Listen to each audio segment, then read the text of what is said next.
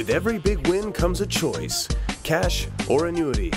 You'll often hear of jackpot winners choosing the cash option for their prize, which is a much smaller payment than the number advertised in retailer windows. Case in point, Rick Knudsen won an estimated $180 million Mega Million jackpot at the end of August. But when he claimed the cash option for his prize, he took home $107 million. That's a $73 million difference. So where did all the dough go? Well, it actually doesn't exist. The estimated jackpots you see on billboards, hear about on the news, or see right here on Lottery Hub are annuity prizes.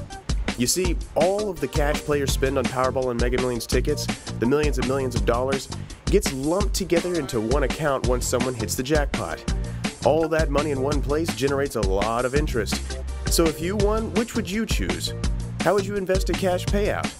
Let us know on our Facebook page or tweet us at Lottery Hub. And remember, you can't win if you don't play.